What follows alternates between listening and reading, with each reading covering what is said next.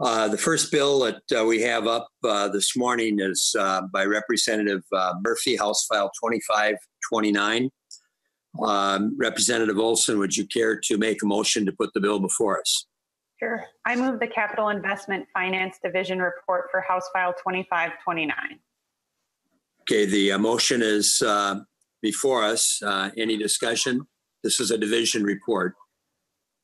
Seeing none, then all those in favor signify by saying aye. Aye. Aye. Aye. Aye.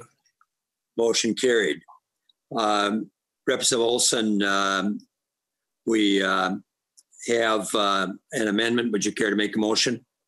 So I move, first I'll move House File Move the 2529. bill. Yeah, we adopt the report. Now we move the bill and then we take the amendment. Representative Olson. Great. I move House File 2529 as amended be recommended to be placed on the general register. Okay, the motion is before us.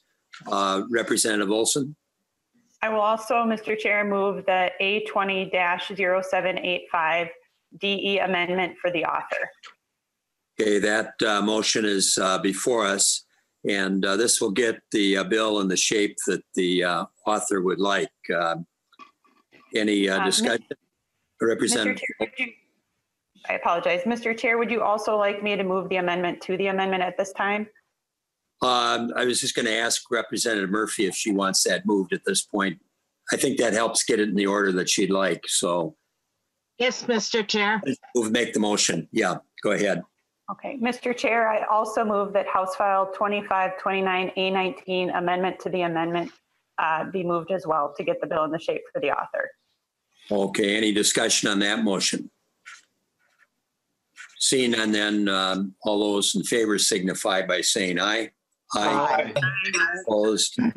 Motion carried. We have some other amendments before us. Representative Murphy, would you like to take those amendments now or wait? I just soon take them now, Mr. Chair.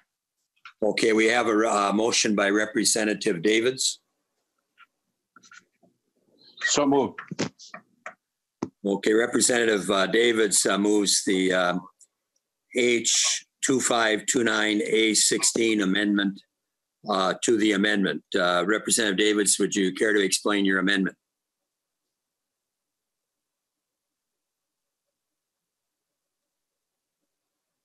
Representative Davids? Can you hear me? I can now. Would you care to comment about your amendment, if you could explain it? I don't have it before me here, Mr. Chairman. I apologize. Okay, maybe If it's Chatfield Center for the Arts, I'm sure it's good.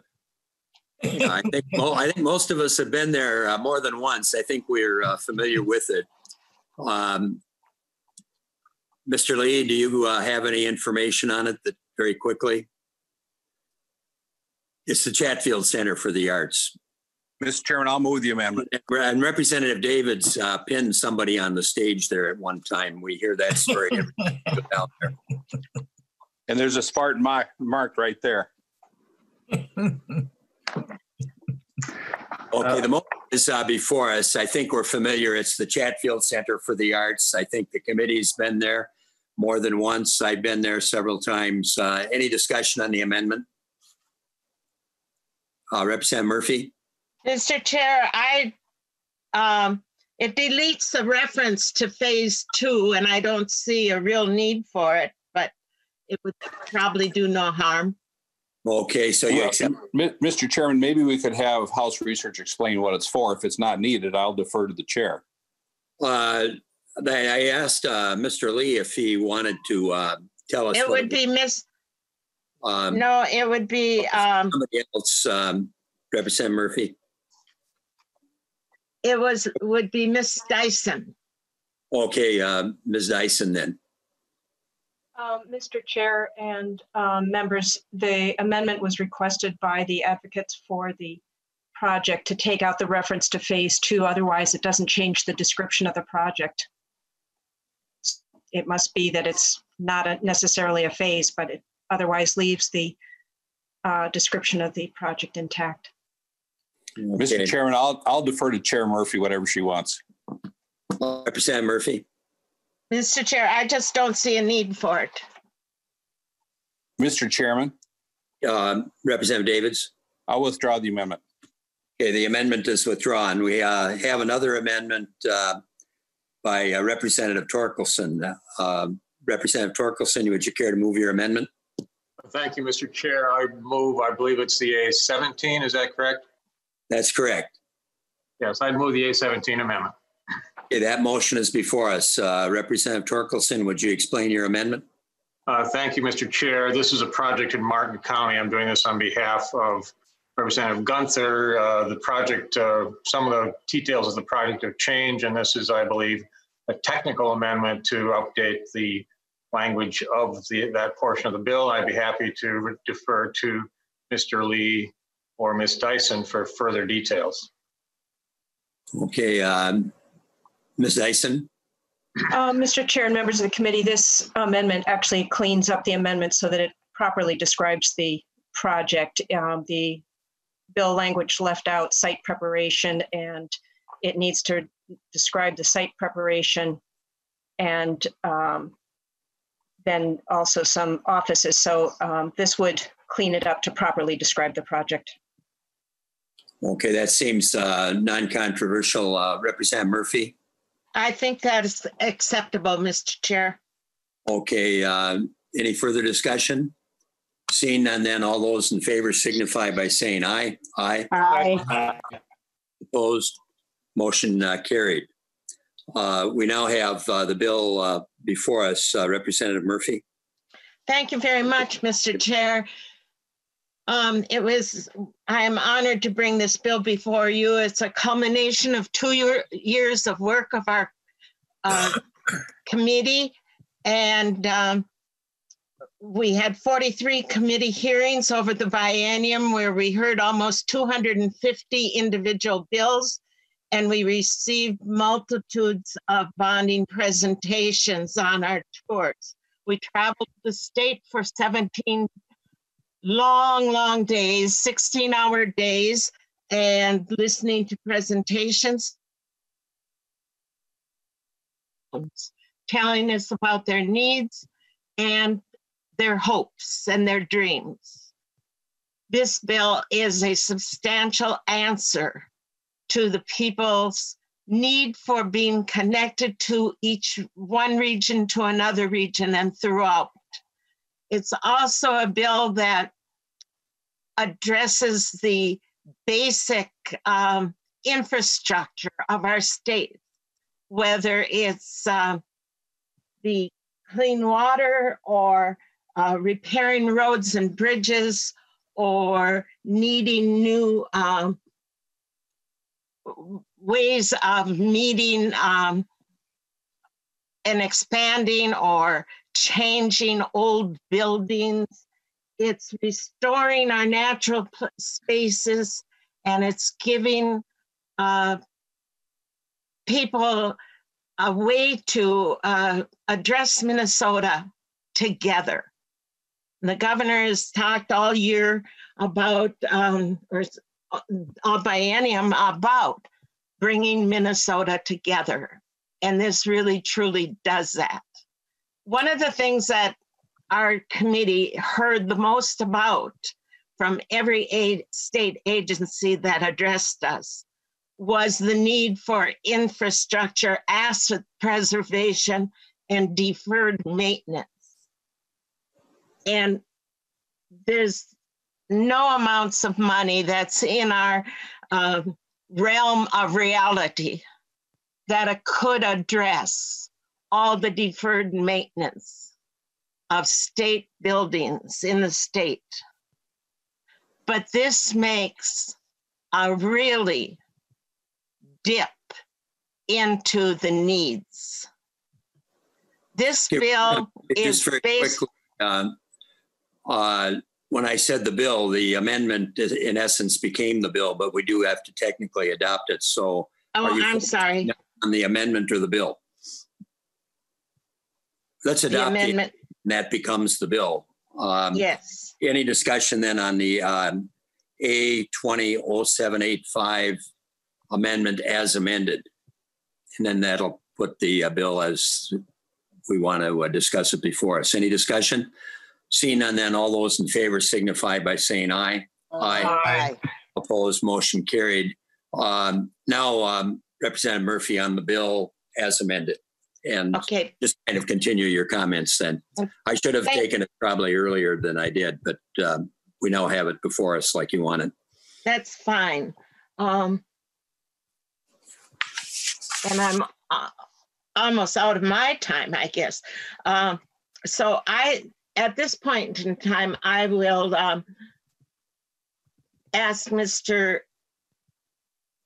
Andrew Lee, who is the creator of the spreadsheets and the debt capacity charts and the credit ratings and so forth.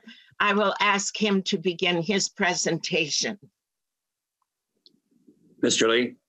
Mr. Chair and members, I'm working off of the 2020 capital budget DE amendment to House File 2529 spreadsheet, and that should be on, it should be sent out to the committee, but also on the committee's webpage,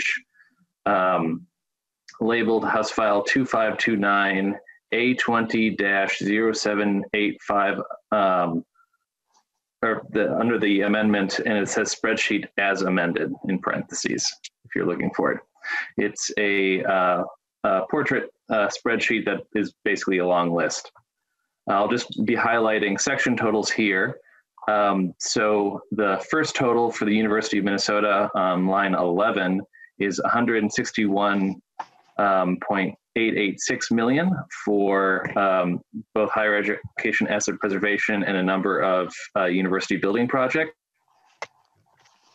Then under Minnesota State, the total is 263,671,000, and that is split between GO bonds and state-backed but user finance bonds.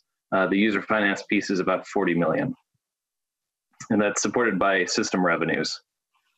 Then under the Department of Education, there's 3,016,000 for library construction grants. For Minnesota State Academies, 17.71 million for asset preservation and a number of projects. For Perpich, 3.1 million. Then moving on to the next page for the Department of Natural Resources, 201,643,000 for the DNR, and that's both general fund and GO bonds. And then at the bottom of page 2, 53.592 million for the pollution control agencies. That's both programs and grants to political subdivisions. And I'll note that there's also additional appropriation bond allocations to the MPCA that comes later in the spreadsheet and in the bill language. Then for Board of Water and Soil Resources, 44.85 million. Of which 8 million is from the general fund. Then for the Department of Health and Agriculture, there's a total of 23.528 million, most of which is for the Department of Health and Ag laboratory building, both equipment, and there's also a general fund piece and 2 grants to political subdivisions. There's also 40 million in user finance bond authorization for the RFA Rural Finance Authority. Then 25 million for the Minnesota Zoo, and 25.109 million for the Department of Administration, and that's a mix of both general fund and GO bonds. Then for amateur sports, 8.35 million. Military Affairs, 21.895 million. The Department of Public Safety, both grants to political subdivisions and to the agency, 54.811 million, of which 500 is general fund, 500,000, I should say. Then under the Department of Transportation, on the 5th page, the total is 452,952,000. Of that, 102 million is trunk highway bonds, 3.5 million is general fund, and then both GEO and transportation fund, which is essentially GO, just a different fund category, is 213.9 million and 133 million respectively. Then moving on to the Met Council, there's a total of 128.42 million. That is both programmatic grants, transit grants, and named grants to political subdivisions. And then for the Department of Human Services, 75.778 million, of which 17.2 million is general fund. And there's a mix of both agency projects and grants to political subdivisions. Then for the Department of Veterans Affairs, 14.6 million, all GO bonds. And then the Department of Corrections on page 7, 66.259 million, and that's a mix of both State Department of Corrections and grants to political subdivisions. Then on page 8 and page 9 is Department of Employment and Economic Development. The first few lines, starting on line 304, are grant programs and asset preservation. And then starting on line 310 are grants to political subdivisions in, for the most part, alphabetical order. And the total for under deed is 203,462,000, of which 14.875 million is general fund grants. Then moving on to page 10, the Public Facilities Authority, both programs and named grants to political subdivisions, the total is 327.168 million, of which 1.05 million is general fund. And then for the Housing Finance Authority, 48 million for public housing rehabilitation. Under Historical Society on page 11, 5,325,000, of which 275,000 is general fund. And then under Minnesota Management and Budget, this is the bond sale expenses. So these numbers are driven by how large the GO or trunk highway bonding numbers are for selling the debt. The total is 2.213 million. And then the next few lines you can see starting on line 438 are appropriation bond authorizations. You can see for two MPCA programs, one for electric vehicle infrastructure, then public television, then another MPCA program, and there's a few items that this would potentially fund, but the language doesn't list dollar amounts for them, so the total is 22.9 million, and there's a separate table on that lower down. And then for MHFA, 214 million in appropriation bond authorization, and that is split 200 for the general program and 14 specific for emergency shelters. Then on the last page of this spreadsheet, you can see a summary of totals. On line 459 is the net GO impact. So that's the general fund portion of GO debt service, and that's distinct from user financing or general fund spending or trunk highway spending or appropriation bonds. On the box on line 416 through 466 are some back of the bill numbers. And then there's an explanation of the different fund types and a box detailing the MPCA demand response amount from the previous page. Then moving on very quickly to the next spreadsheet, this is the debt service tracking spreadsheet. So this shows the debt service impact of this bond authorization in addition to the authorization for appropriation bonds and general fund spending. So this is it's labeled debt service and capital budget tracking. You can see it's in a landscape format. The first few lines show the base appropriation bond debt service. So nothing has changed here from lines 3 to 9. But then everything below that in bold is changes proposed in either the governor's recommendations or this DE amendment. So you can see this first few lines are changes in debt service for the appropriation bonds authorized. And then you see a total on line 20. And then below that is the general obligation bond. So that's the just under or just around 2 billion GO bond authorization. So in bold on line 23, you can see both the governor and the DE amendment to 2529 has an increase in debt service of about 19.8 million. And then moving further down, you can see one change in another area. There's some changes in the language that Ms. Dyson will go into around previously authorized maximum school effort loans. There's a net small general fund savings, and you can see that negative 18,000 in fiscal 2021. That's both in the governor's bill and in this DE amendment. And then below that on line 27, you can see, or excuse me, 37, you can see the change in trunk highway debt service.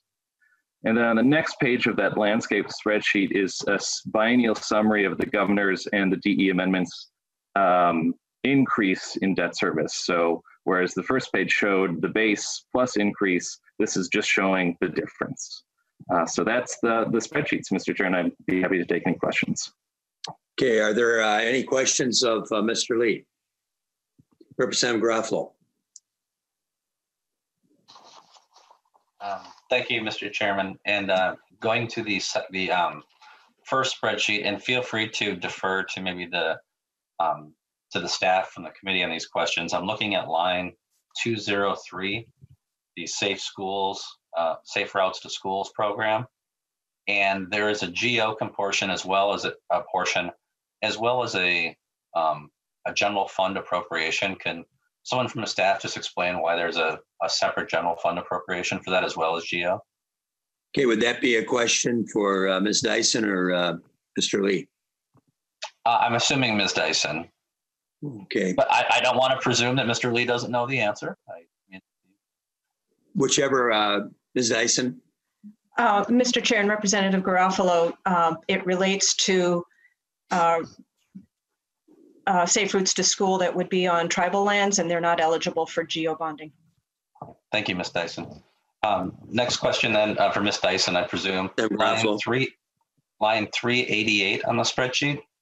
It's labeled as a Duluth North Shore Sanitation District debt service reduction. Can you just provide a brief summary of what that is? Ms. Dyson. Mr. Chair and Representative Garofalo, because it's a reimbursement, it would not be eligible for GO bond funding, and it's reimbursement for debt that was issued by the district. So, Mr. Chairman, if I'm looking at that right, it looks like we're using the bonding bill to lower property taxes for folks in Duluth. I think I'm understanding that right. I don't need Ms. Dyson to answer that question. That's a question perhaps of others rather than staff. Right. Representative. It was mostly, Mr. Chair, it was mostly rhetorical in nature. I didn't want Ms. Dyson to have to answer that question, but it looks like we are using the bonding bill to lower some taxes for just certain jurisdictions, though. And then coming over to the debt service guidelines that I'm looking here, I just want to make sure that I'm understanding the second, and this is for Mr. Lee, on page 2 of the debt service and capital budgeting tracking, general fund change versus base only. The cumulative total of how much additional debt service we're adding not in GO bonds, but in cost to the general fund. Which line is that? Mr. Chair and Representative Garofalo, so that would be 2 lines on line 48 is the additional appropriation bond debt service. And then on line 51 is the additional GO bond debt service. And then it gets a little complicated because on line 54 is the one-time cash spending. And then a slight change in debt service on line 56. So the total you'd be looking at is on line 60, and then 63 shows something as a result of the governor's budget that the governor's budget narrative included 30 million, but it wasn't actually in the language. So I think that the number you'd look for is line 63. Yeah, and so, Mr. Chairman and Mr. Lee, just to understand that. So for me, in terms of tracking what we're spending with the budget deficit, line 60, the roughly $240 million that we are committing to fiscal year 2021, as well as fiscal year 22-23, that would be the general fund cost all in of this bill above base. Am I reading that correctly? Mr. Chair and Representative Garofalo, that's correct. Okay, so Mr. Chairman, I'll save my comments for the closing speech as we take up the bill. Representative Torkelson. There we go. Thank you, Mr. Chair. I'm going to focus a little bit on the transportation portion of the bill, which is on page 5. The Department of Transportation released a kind of a update of their revenue forecast back in early May, and that demonstrated that we're down in gas tax, registration tax, and motor vehicle tax by nearly $400 million in revenue. And their comments on that particular release, that there is a great deal of uncertainty with the assumptions used in this update. In other words, gas tax, motor vehicle sales tax, and other revenues are really teetering on major reductions. And as you know, it is the Highway User Trust Fund that has to fund trunk highway bonds. So while we are technically below that 20% mark for the maximum trunk highway bonds that we can offer within guidance, there is a major risk that we can run out of money to fund currently authorized projects. I would like Mr. Lee to kind of flesh out my statement a little bit, because he understands the intricacies of these numbers much better than I do. But in general terms, these are uncertain times for transportation because of revenue forecasts going south. People aren't driving as much, people aren't buying cars as much. And I think caution is what we should be using. But a little bit further explanation of the way these funds interact would be appreciated if Mr. Lee could add to my statement. And some are buying electric, by the way. Mr. Lee. Mr. Chair and Representative Alpha and Representative Garofalo. Go ahead, Mr. Lee. Mr. Chair and Representative Torkelson. Yeah, so the interim forecast also included, that came out last week, also included a reforecast of the transportation tax items. So that includes the motor fuels tax, the registration tax, and the motor vehicle sales tax, in addition to various airports fund taxes. And that showed a decrease in tax revenue to the Highway User Tax Distribution Fund, which is the constitutionally dedicated fund that funds both local aid through cities and counties, as well as the Trunk Highway Fund. And the Trunk Highway Fund gets a portion of its revenue from the HUTD, the lion's share portion. So the decrease to the Trunk Highway Fund, because of the loss of, or the estimated decline of transportation taxes for the current biennium, was about 232 million. That's just to the Trunk Highway Fund.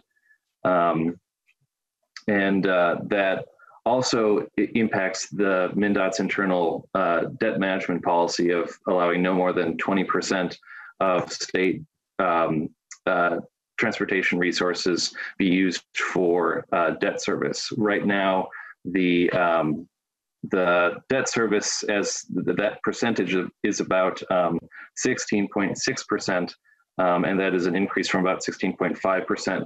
But previously issued trunk highway bonds from the 2017 and 2018 transportation and bonding bills would cause that to go up, I think topping out closer to probably 17%.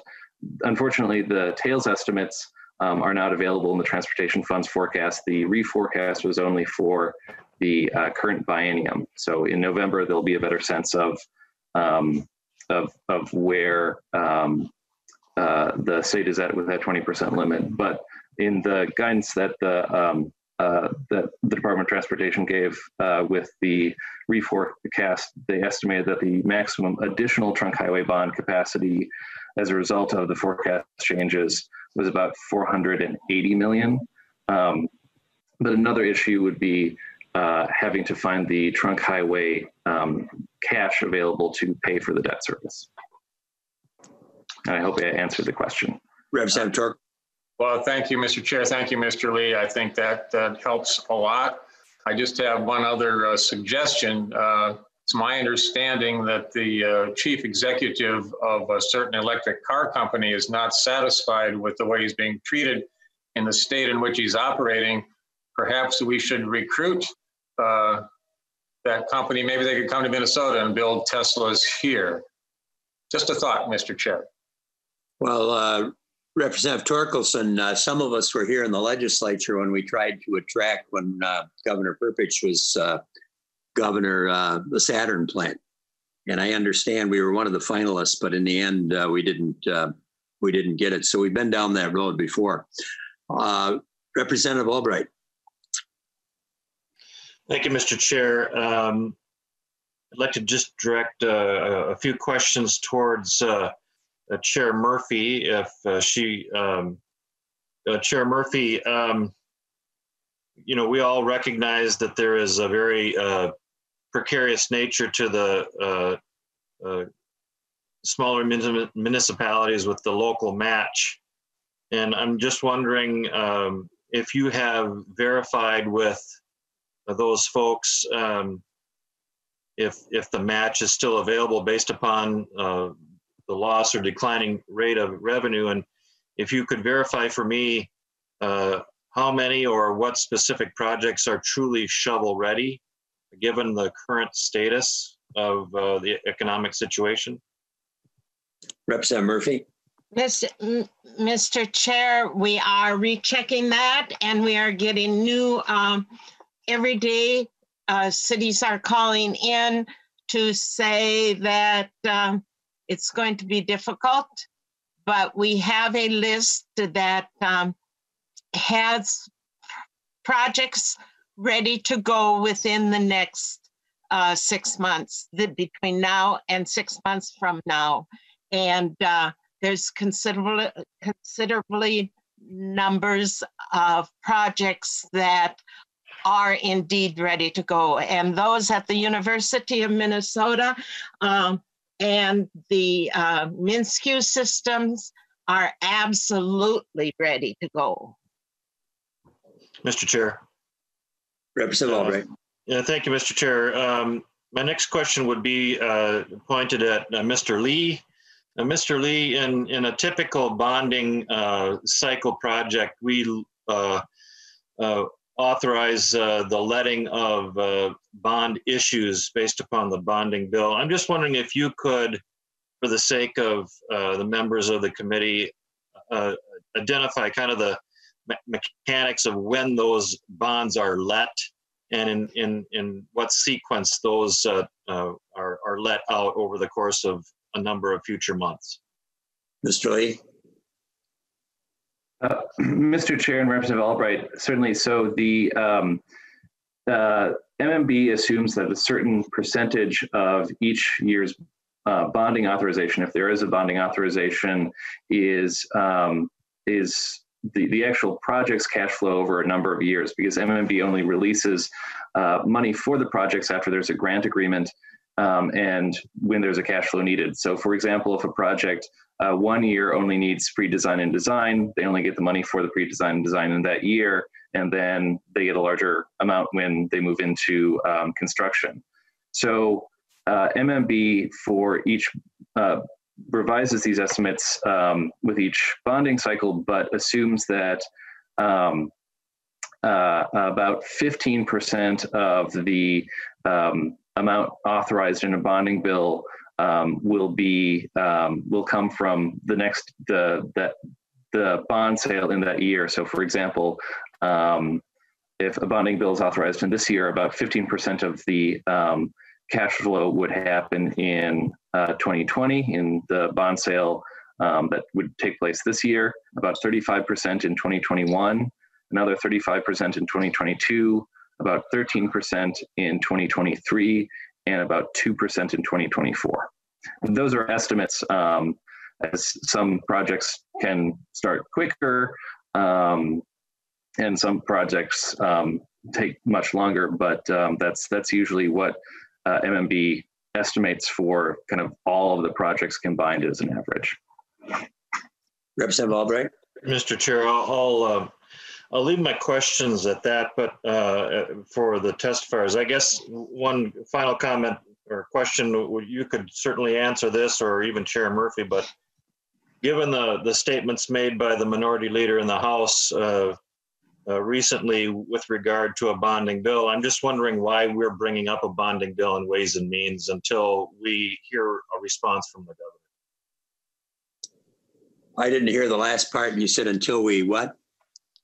Realize a response from the governor to the point that the minority leader raised about his actions before we can proceed with a bonding bill in the House. Mr. Chair. Representative Murphy. Mr. Chair, Representative Albright, we cannot stop our work. The people of Minnesota are expecting a bonding bill, and whatever politics gets in it, or whatever, whenever we're released from this custody of the either or, we have to be prepared in a minute's time to get this bill comforied and into the people's hands. The people are expecting this outcome. Everybody heard for over a year that this isn't a bonding year. We should not be discussing this. Well, this was the first year, 2019, was a building year. And we were building our proposal. And now the proposal is pretty well up, and there can be changes made to it. It can go down or it can go up, but we're ready to prepare and prepared to answer the people of Minnesota with their expectations of a partnership with the state in investing in their hopes and dreams for the future. Mr. Chair, I'd like to respond to that. Chair Murphy, while you and I share a strong passion for seeing Minnesota go forward in a strong bipartisan manner, I think you could also agree that the real way that we're going to partner with the state of Minnesota is by showing first a good faith effort between the governor and the legislative body to make sure that we're charting a path forward to reopen Minnesota. It's often said that you need to first eat the vegetables and your meat and potatoes off the plate before you get to dessert. I would strongly argue that we need to be eating what's on our plate first in terms of making sure that we open up Minnesota before we get to dessert. Thank you, Mr. Chair. I just would comment, being that you directed it both to myself and Representative Murphy, we are in the last week, and as Chair of Ways and Means, I think it's important that we keep some of these bills moving so that we're well positioned for whatever discussions take place in the days ahead. Keep in mind, we have to adjourn by the 18th. And so I have to keep an eye on the calendar as well. And so I think it's important for that reason, as well as the very important points that Representative Murphy made. Representative Albright, were you done? Yes, thank you, Mr. Chair. Representative Vogel. Thank you, Mr. Chair. And a few questions on logistics. I think most people are aware that the bond market has been terribly unstable over the last few months because of the flu. And I just looked at some numbers, and back in January, municipal bonds were going for about 0.5% less than treasuries. In March, they were up to 2% more, and now they're still 0.5% more. So what we've seen is a lot of uncertainty in the bond market because of all of the circumstances. And if we would happen to have a second wave or a third wave of this, I would assume that we could easily see those same spreads that we saw back in March. So my question is, once a bond or a capital investment bill is passed and the bonds are actually then authorized by the state, who makes the decision as to whether or when they're going to be let? Because if indeed the projects are started, there may not be much discretion as far as when they have to be let.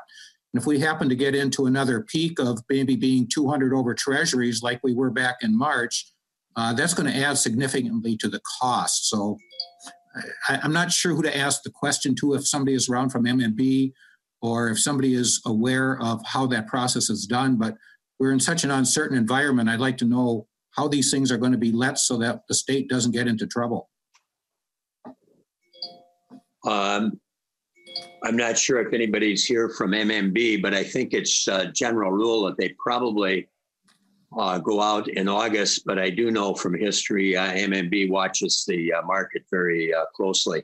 But from my perspective, that's something that they've been very successful historically in choosing the right time to issue bonds and getting the best possible interest rates. Is anybody on from MMB? I don't think so. Anything to add? Chair. Mr. Chair. Representative Murphy. I think Representative Vogel is bringing up a point that we should address. And Minnesota is a moderately low debt state, and we have a AAA rating. And the median is about 4.1, and this debt service would be at 3.3, bring us up to 3.3. And that might, I know that it is, as he's saying, it's kind of volatile right now, but we're still considerably under the 4.1. Representative Vogel. Oh, thank you, Mr. Chair. And, you know, I understand that we do have some numbers that have been used by MMB. It's unfortunate that they're not here because, you know, we need to discuss this stuff now, because next concern is, how do we protect our bond rating if indeed on June 30th, the numbers don't come back very nice from the pension deficit that we face? And the reason I say that is that not only are we in a market that's really volatile relative to the selling of tax-exempt bonds, but we don't know what's going to happen with our pensions. And those liabilities could easily be 3, 4, 5 times what we have in general obligation bonds. So again, my question maybe would have to be directed to MMB, who isn't here, but how much flexibility do we have? Because let's say that in June, we come back with a low or even a negative return on the investment portfolio relative to pensions, and the rating, our bond rating crashes, and all of a sudden we're obligated on issuing bonds in an adverse market with an adverse rating. So again, I wish somebody from MMB was here to answer some of these questions, because this is kind of the last stop this bill may have before it gets to the floor. And people are going to be voting on authorizing the issuance of bonds in a market that could really be disrupted. And finally, I guess I'm looking at the debt service and the tremendous growth that comes in the next biennium, which would indicate that a lot of these bonds, even though they may be issued this spring or this fall, if indeed the market allows us, are not going to be issued until later. So my question is, how many jobs are expected to be created by year end by passing the capital investment bill? Representative Murphy. It depends on who you're listening to, Mr. Chair, but there could be up to 30,000 jobs. Representative Vogel. Well, thank you, Mr. Chair. And there could be, but when you're looking at the projections here of how many bonds are going to be sold, most of them are looking to be sold into next year or future bienniums. So, Mr. Chair, I think before this bill would ever come to the floor, we really should have some indication, because it's being sold as a jobs bill. And yet, if it's not going to provide jobs in the very near future when we really need them, and if indeed we do get into a more of a V recovery, which was estimated by MMB last week, we may not need the jobs as much next spring or summer. We need them maybe this fall. And I'd like to see from somebody how many jobs are actually going to be created in the third and fourth quarter of this year, because it doesn't appear to me that there's going to be that many bonds left relative to the increase in debt service being loaded more into the next fiscal year. Thank you. With that, Mr. Chair, again, it would have been nice for MMB to be here, because I think if we're going to thoroughly discuss this, we have to be aware of how the market is going to treat us in selling these things, and if indeed we're going to be able to sell them, and if we're not, how we're going to provide the flexibility so that if we can't sell them, we're not obligating ourselves to projects that can't be funded with the bonds. Thanks, Mr. Chair. Thanks, Representative Murphy. Thank you, Mr. Chair. It must be a bonding year, because we're again hearing GOP members refer to the bonding bill as dessert. I'd just like to remind the committee that for an awful lot of Minnesotans in every community across the state, the bonding bill is how they pay for the meat and the vegetables and the bread and the milk.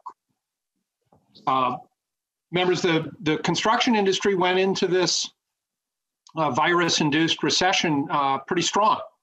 If you talk to the people who actually pound nails and bend pipe and do all that stuff, their concern is, where are we going to be 6 months from now as economic activity ground to a halt in the face of the virus? So we need, as the Minnesota House, to build out a horizon that includes not just today, but looking out 6 months and a year from now, so that there are jobs available for Minnesotans to pay their bills and take care of their families. If we want Minnesota's economy to come back, an unemployed construction worker doesn't take the family to a reopened restaurant, doesn't swing by the local bar for a beer with the buddies, doesn't stop at the shoe store for a new pair of work boots. We need to be able to look longer term than the immediate, responsibly, and in a way that provides jobs in communities across the state. This isn't dessert. This is how folks pay for the meat and the vegetables, the bread and the milk. Thank you, Mr. Chair. Representative Hertaus. Thank you, Mr. Chair. And I agree, Representative Davnie, that we do need to get people back to work, and part of putting construction workers back to work means that the private sector has to be earning income to qualify for mortgages as well, in terms of capital projects that are in the mortgage industry. Chair Murphy, thanks for your leadership in the Capital Investment Committee and your long tenure upon it. And before COVID-19, of course, many of us were working on carrying legislation for members of our constituents and cities and within our communities. And this kind of came about not necessarily quickly, but as I'm reviewing the spreadsheet, I just wonder if you could comment how this, beyond the work of the committee directly, the actual projects that were decided, how could you maybe comment a little bit how this first draft was prepared?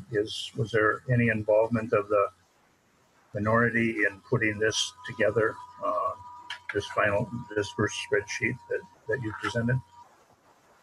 Representative Murphy. Mr. Chair,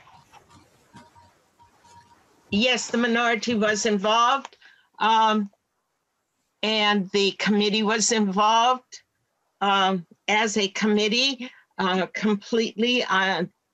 throughout 2019 up to the last week of 2019 before the bill was revealed in 2019. And then it has 2529 has been in Ways and Means since I think it was May 15th of 2019. And using the committee process as we did in 2019 and into 2020, the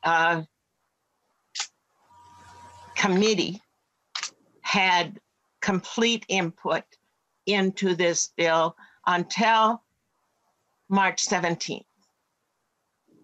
And but March 17th, there was one more scheduled special meeting scheduled for March 17th that had to be canceled. And so the bills that were heard up through them were considered on this for the 2529 spreadsheet. And so it was updated up to 2017. And from 2017 to today, we had several work groups on remote, and we had an exercise that lead Erdahl and I had together for a week and a half, and we got input in there. And from all those exercises, then the bill was put together with the input of committee members of the minority and the majority. And if you look at the spreadsheet and look at the projects that are located across the state in all regions, north, south, east, west, central, metro, you will see that there's a balance of projects. And they're the needs of the projects, not the dessert, not even, well, I won't go there, but not the dessert on the project, the projects that are most needed, an emergency type of projects that have to start being addressed now are in this balanced spreadsheet. Okay, next up is Representative Garofalo. You indicated you wanted to make some concluding comments on behalf of your caucus as the lead.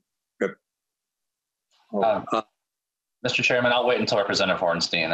I see him waving. Either he's saying hi to me or he's getting ready to speak again. Representative Garofalo, Representative Hornstein was on and then left, and now he's back on. So we'll recognize Representative Hornstein, and then I'll go to you for your concluding comments, Representative Garofalo. Representative Hornstein, well, you're not turned on. Thank you, Mr. Chair. Thank you, Representative Garofalo. I wasn't sure if we were going to be doing more comments. So I just, first of all, wanted to thank Representative Murphy, Chair Murphy, so much for this bill. I know how hard she and her committee have worked, and we had a fantastic hearing on the passenger rail portion of this bill in Duluth, and I was so pleased to see the community coming together and supporting that. And I'm very also supportive of not only the passenger rail provisions, safe route to schools, electric vehicles, arterial bus rapid transit. These are all job producing investments that will also help our mobility and help address our climate crisis. So for all of those reasons, I'm very supportive of those provisions. I do have one concern, though. In the original bill, we had $70 million for arterial bus rapid transit. That's been trimmed back to $55 million. I would hope that moving forward, we could get that additional line from St. Paul to Minneapolis, or Minneapolis to St. Paul on and vice versa on the bus rapid transit docket here. But one note of caution on the transportation arena. We have a number of earmarked projects, and I think transportation chairs in the past on a bipartisan basis have spoken against inclusion of too many of these because sometimes they're not shovel ready, sometimes they're not in any part of a MnDOT plan. I think that is certainly the case for a number of the earmarked transportation highway projects in this bill. And so I hope moving forward we can take a closer look at that. But I do appreciate very much this bill. It is a job producer. And I hope that when I talk about earmarks, Mr. Chairman, I don't come across as the Grinch that stole earmarks, but they are very much problematic. And we're seeing a trend in bonding bills of having more of these projects. So a cautionary note in my very supportive comments to the chair and to the bill. Okay, thank you, Representative Hornstein. Representative Garofalo, concluding comments before we vote. Thank you, Mr. Chairman. Representative Hornstein, I'm good. You're good. Okay, Representative Garofalo, concluding comments. Thank you, Mr. Chairman. And of course, it's always difficult to challenge a bill that's authored by the very argumentative Mary Murphy, one of the most partisan members of the legislature. It's very tough to challenge her. As always, thank you to the nonpartisan staff, Chair Murphy and others for the work they're putting in on these bills. It's a challenging time, and it's just worth restating to everyone that we really appreciate the work that they're doing. Mr. Chairman, if I may make a suggestion, within the application we're using for these committee hearings, we have the opportunity to have the person. You're fading out, Representative Garofalo. Maybe get closer to your mic. You were going to make That's the first time I've been told I'm not loud enough. Let me try something here, Mr. Chairman. Go ahead. Mr. Chairman, can you hear me okay? I am right now. Okay, thank you.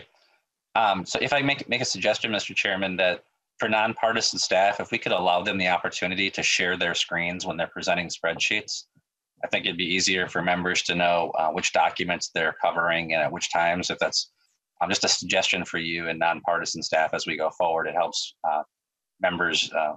I have the benefit of 3 computer monitors at home, and it's challenging for me to follow things. So for those members who only have a single monitor, it may be difficult, just a suggestion.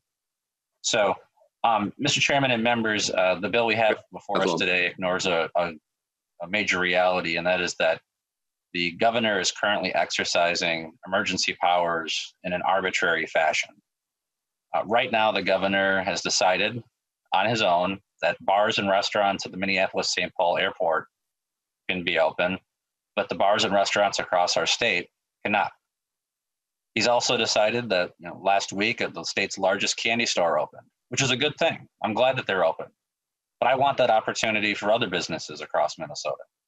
And likewise, we see that Walmart has its aisles jammed full with people, but our local downtown businesses in small towns and regional centers are not allowed to have customers. They're not able to sell their services, their customer service, their products within the walls of their business. They're forced to use curbside delivery. And thus far, there's been an unwillingness of the DFL to acknowledge the arbitrary nature of these decisions. And Minnesotans are getting unnecessarily and economically harmed. That's why the House Republicans have come forward and made very clear that before we take care of government spending for capital investment, we need to reopen and provide structure to those private sector businesses to allow them to re-engage in commerce while also protecting public health. We can do both. Doesn't have to be one or the other. And today's bill ignores that reality. Today's bill fails to acknowledge the fact that we need to do those things to have a capital investment bill for this year. Now, with regards to the substance of this bonding bill, this is a bonding bill that was written for yesterday. It's not written for tomorrow. The reality is that there's a pre-COVID-19 world and there's a post-COVID-19 world. In the post-COVID-19 world, we should not be building new facilities. We should be focusing on preserving asset preservation. And in this bill, there's far too much new construction when rehabilitation and asset preservation should be of a higher focus. Second of all, is that I'm glad the DFL is recognized in this bill that Minnesotans are paying too much in taxes.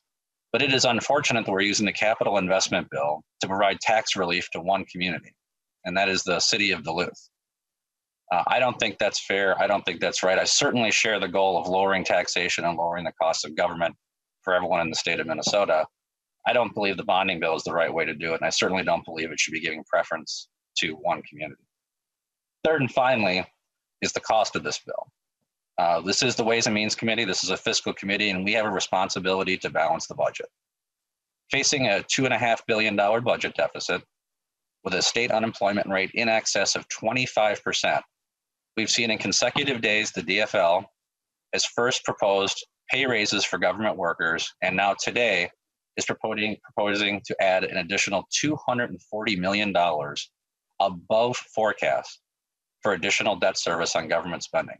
Money that we don't have, money we can't afford to spend.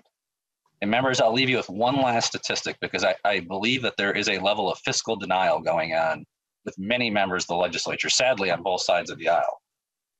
In April of 2019, the state of Minnesota collected just over $2 billion in income tax revenue. That's for 1 month. 2019, over $2 billion in income tax revenue. Yesterday, we received the numbers from MMB on the April tax revenues for our state. Our state collected $980 million in income tax revenue. We saw an over 50% reduction in income tax revenue. And as everyone on the call knows, income taxes are how this state and previous legislatures have chosen to fund a majority of our general fund budget. This budget does not acknowledge, this capital investment bill does not acknowledge the reality in, it does not acknowledge the shutdown that's occurring in the private sector, it does not acknowledge the arbitrary nature of which the governor has decided which businesses are winners and which ones are losers. Chairman Murphy, I look forward to working with you on this bill in the future, but today I'll be voting no and would urge members to vote no as well. Thank you. Okay, Representative Olson, would you care to make a motion? Yes, Mr. Chair. I renew my motion that House File 2529 as amended be recommended to be placed on the general register. Okay, the motion is before us. Any further discussion? We've got 4 other bills up, so we do need to move along. Representative Liebeling on the motion.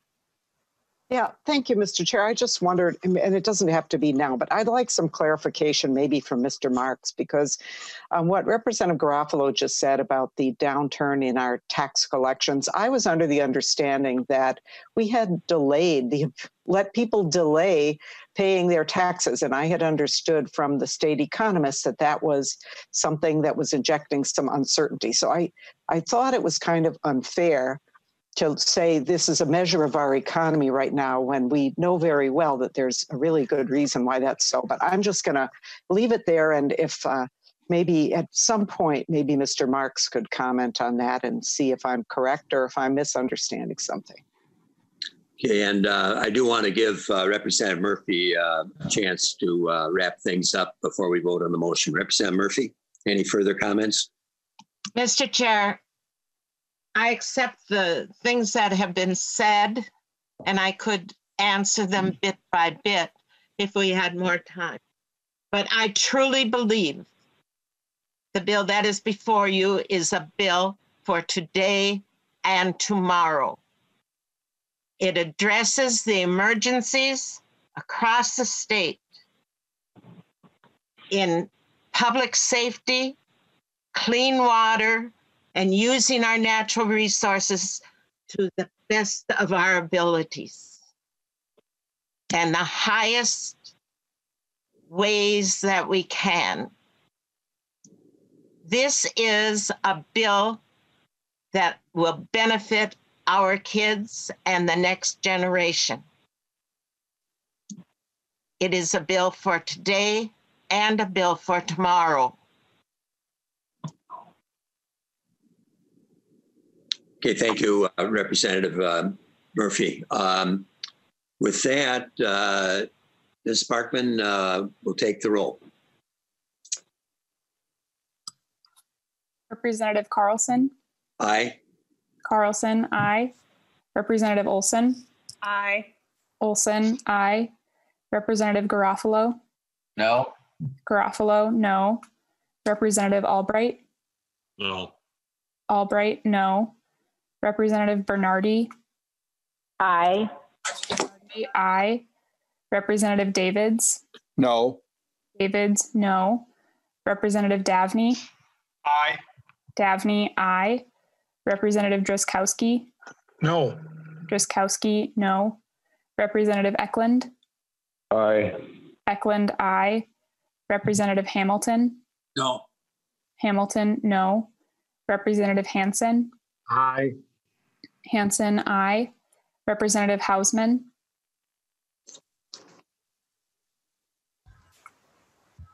Representative Hausman.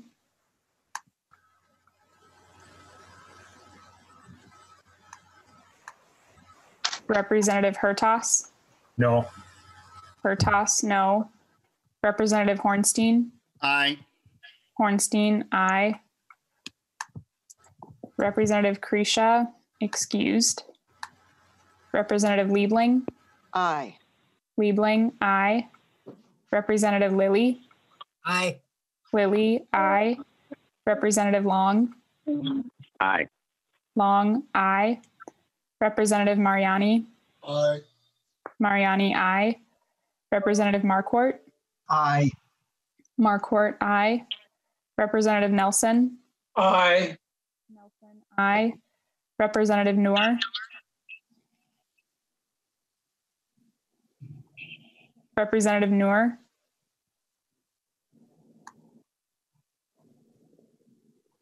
He's signaling aye with his thumb. Noor, aye. Representative Pulowski. Pulowski votes aye. Pulowski, aye. Representative Poppy. Aye. Poppy, aye. Representative Schumacher. Schumacher, no. Schumacher, no. Representative Scott. No. Scott, no. Representative Torkelson. No. Torkelson, no. Representative Vogel. No. Vogel, no. Representative Wagenius. Aye. Wagenius, aye. Representative Hausman.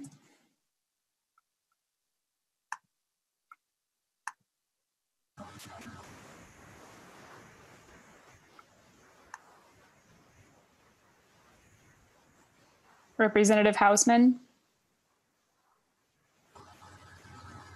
Okay, has everybody voted who wishes to vote? Want to give everybody a chance. Okay, why don't you give us the total? 17 ayes, 10 nays.